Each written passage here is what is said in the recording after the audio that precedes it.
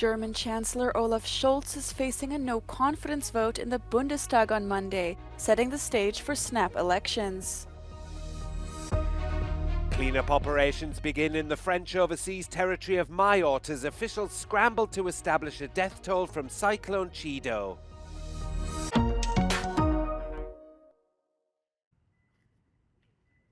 German Chancellor Olaf Scholz is facing a no-confidence vote in the Bundestag on Monday, following the collapse of the German so-called traffic light coalition. Scholz is generally expected to lose the vote, setting the stage for snap elections to be held in February. If Scholz does indeed lose the vote, Federal President Frank-Walter Steinmeier will then decide whether or not to dissolve the Bundestag. In current polls, the conservative CDU party led by Friedrich Merz is far ahead of Scholz's SPD. The far-right AfD is also seeing gains, following trends seen earlier this year when it became the first far-right party to win a state election since 1945. Scholz's government has grown increasingly unpopular over the years amid Germany's stagnant economy that has led to mass job losses and strikes. Economic crisis management will therefore be a core issue driving the upcoming election campaigns.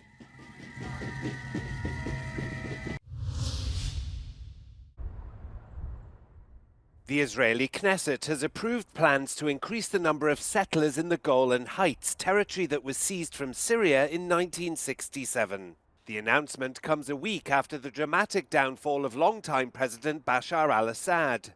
The demographic development plan to double settler numbers only applies to the area of the Golan Heights that Israel seized during the Six-Day War and later annexed in 1981. There are currently an estimated 31,000 Israelis living in settlements considered illegal under international law across the Golan Heights.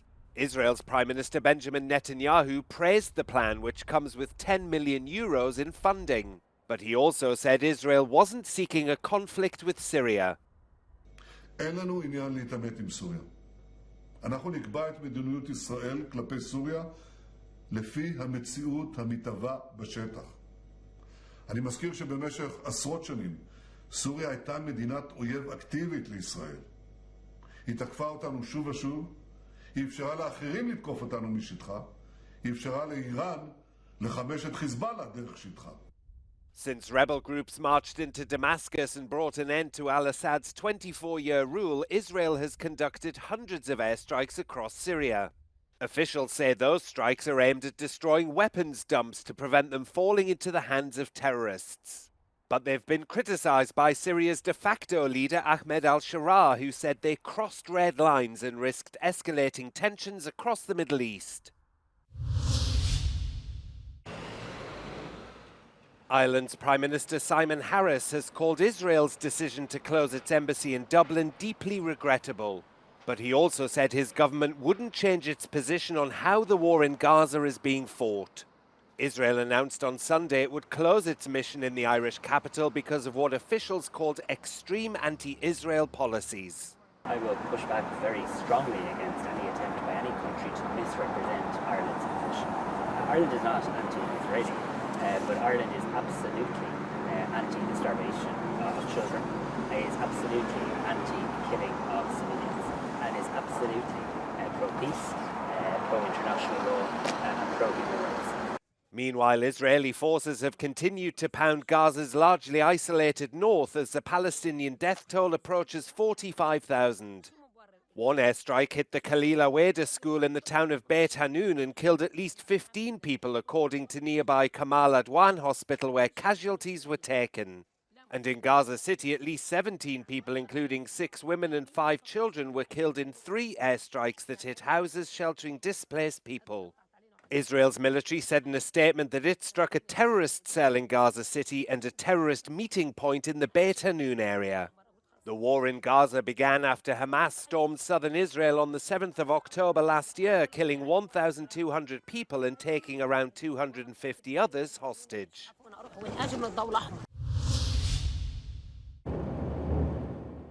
Earlier this month, Islamist opposition rebels toppled al-Assad's regime. Many came out to the street to celebrate, but serious Kurds in the north worry for their future.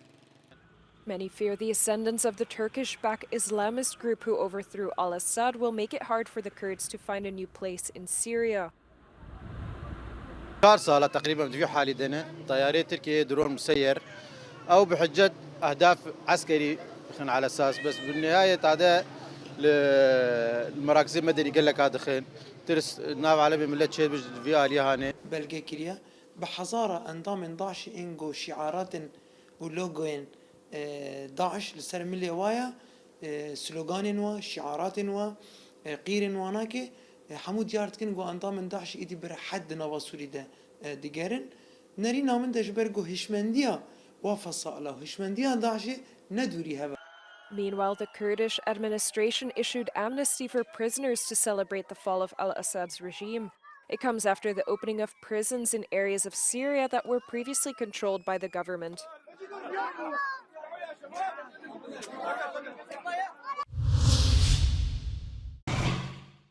At least 2 people were injured and an infrastructure facility damaged in the Ukrainian city of Mykolaiv after a Russian overnight drone and missile attack, regional authorities said on Sunday. Local media report that Russia had launched a total of 108 drones and an anti-aircraft missile during the night as part of the ongoing aerial campaign against Ukraine. Ukraine's Air Force said the military had successfully shot down 56 of these drones. Across the border in the Russian city of Belgorod, regional governor Vyacheslav Gladkov said the Ukrainian drone attack had killed a 9-year-old boy. Gladkov reported that 37 drones had been fired on the area within a 24-hour period. One of these attacks reportedly struck a residential building in the village of Meitsky, killing the boy and injuring his mother and sister.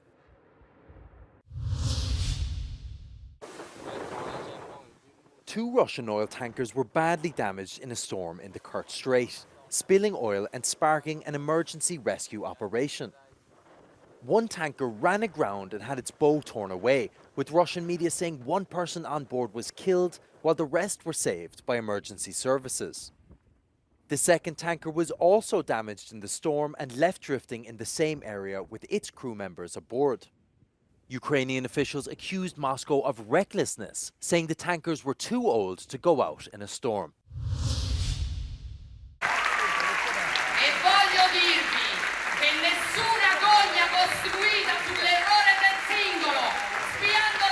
The Atreyu Festival concluded on Sunday with an address by Italy's Prime Minister Giorgia Meloni, originally founded as Italy's right-wing youth festival. The week-long event has evolved into a way to celebrate Giorgia Meloni's government, which 2 years after taking office is emerging as one of the most stable in the country's history. Giorgia Meloni said that political stability, quote, is what makes Italy more credible both nationally and internationally. And she also said she's confident the government will serve its full term, and she announced that she's about to step down as the president of the ECR, supporting Poland Morawiecki as the next head of the group. On Saturday, key speakers at the cross-party summit included Lebanese Prime Minister Mikati and Argentina's President Javier Milei. We understand that the free trade deal between the EU and the Mercosur states, which include Argentina, has been reported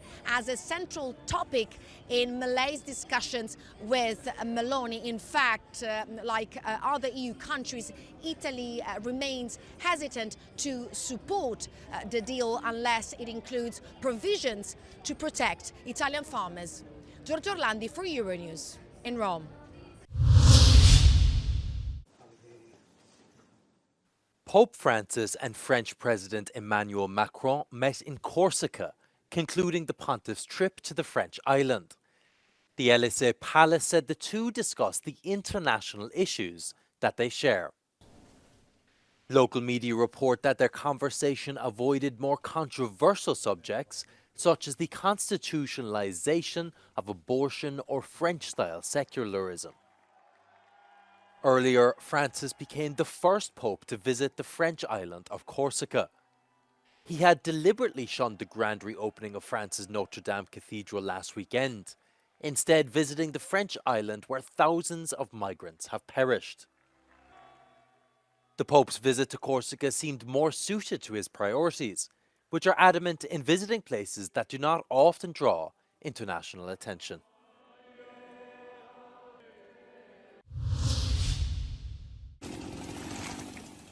Cleanup operations have begun in the French overseas territory of Mayotte a day after Cyclone Chido barreled into the archipelago. The French Interior Ministry said it was proving difficult to get a precise tally of fatalities, but so far 11 deaths have been confirmed.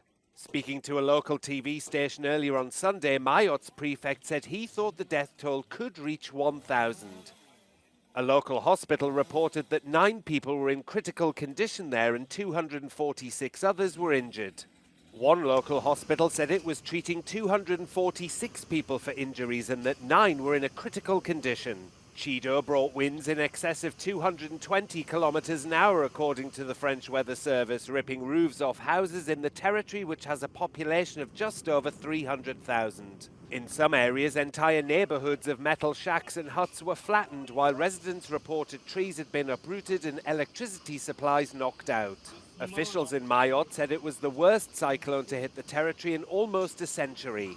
The French Interior Ministry said 1,600 police officers have been deployed to help the population and prevent potential looting. The cyclone has now made landfall on the east coast of Africa, slamming into northern Mozambique. UNICEF said Cabo Delgado province, home to around 2 million people, had been hard hit. The agency is now concerned about access to health care and the spread of waterborne diseases like cholera and malaria.